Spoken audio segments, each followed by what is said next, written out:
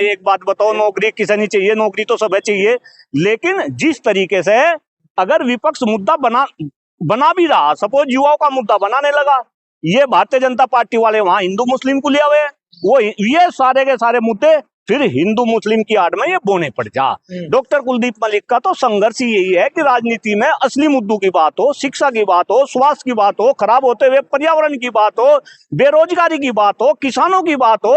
जिस दिन राजनीति में असली मुद्दे आ गए और ये नकली मुद्दे खत्म हो गए, देखना ये मोदी तो बोल रहे कि भाई ये देश 2047 तक विकसित बन जाएगा, झूठ बोल रहे देश के प्रधानमंत्री। अरे जिस देश में शिक्षा व्यवस्था खत्म, जिस देश का पर्यावरण खत्म, देखो हम दिल्ली में खड़े, गैस चैम्बर में हम खड़े, सांस लेने के लिए हवा नहीं बची, पीने के लिए पानी नहीं बचा, खाने के लिए खाद्यान्न नहीं बचा, इस देश में है ही क्या।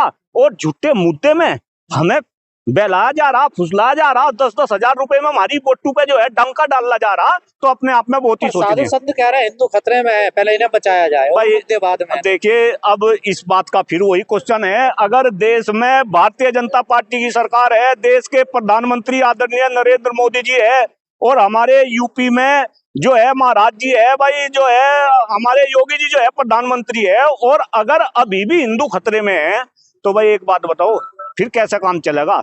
अगर इस तरीके का वातावरण हर जगह, डबल इंजन की सरकार, कहीं तो ट्रिपल इंजन की सरकार, अब आप दिल्ली में बात करो, दिल्ली में ये 3 इंजन की सरकार बता रहे, अब भाई यहाँ भी जो है हिंदू खतरे में हो रहा, यहाँ भी जो है बम ब्लास्ट हो रहे, और फिर बम ब्लास्ट में यहाँ पे जो है उसे भी हिंदू मुस्लिम से जोड़ दिया जा, तो कहीं ना कहीं अगर हिंदू अब खतरे में है तो बदनू समझ लो हिंदू का तो फिर बेड़ा गर्क है, हिंदू को कोई बचा नहीं सकता। साधु संत भूखे प्यासे नंगे पैर चल के जागरूक बस अब आप साधु संतों पे ले जाओ, अब मुझे इन साधु संतों के बारे में, भाई ये तो सब अपनी धर्म की दुकान चला रही है। और देखिए इस देश में धर्म के नाम पे सब कुछ हो सके, मैं कह रहा हम असली मुद्दों पे काम कर रहे, हमारा साथ कौन दे रहा। आप धर्म की बात करने लगो, आप हिंदू मुस्लिम की बात करने लगो, आज ये तो सारे के सारे देखिए इनमें से जितने भी साधु संत है, आप हिस्ट्री निकाल लो ना, इसमें से तो बहुत सारे जो है पाखंडी मिले हैं, और ये हर धर्म में, ये केवल आप हिंदू धर्म की बात क्यों कर रहे।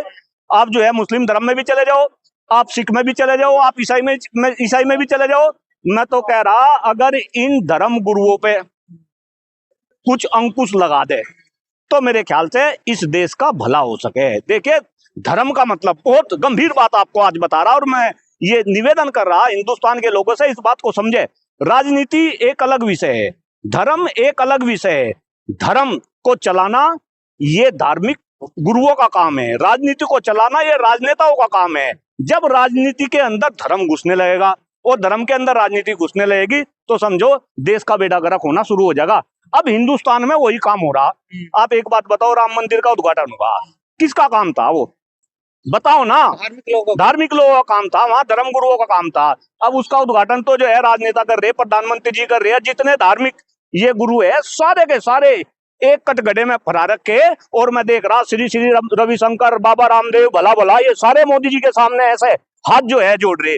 भाई एक बात बताओ, ये देश तो अगर आप हिंदूवादी विचारधारा के अकॉर्डिंग चल रहे, तो जब कोई भी साधु संत या धर्मात्मा राजा के दरबार में जाता था तो राजा हाथ जोड़कर अपना सिंहासन छोड़कर खड़ा हो जाता था। यहाँ जो है ये धर्मगुरु जो है नेताओं के सामने हाथ जोड़ रहे, तो कहीं ना कहीं जनता को ये बात सोचने की जरूरत है कि राजनीति से धर्म को अलग करे और धर्म से राजनीति को अलग करे। विपक्ष को जीतने के लिए क्या करना चाहिए आखिर? भाई एक बात बताओ, अब डॉक्टर कुलदीप मलिक से तो बड़ी बड़ी खोपड़ी है इन विपक्ष के पास, ये तो विपक्ष चिंतन करे, नमन करे। इस तरीके से आप हार के बाद हार, हार के बाद हार, हार के बाद हार, क्यों भाई? लोकतंत्र को बचाने की रिस्पॉन्सिबिलिटी आपकी है, विपक्ष का काम है अपनी आवाज उठाना और जनता की आवाज उठाना।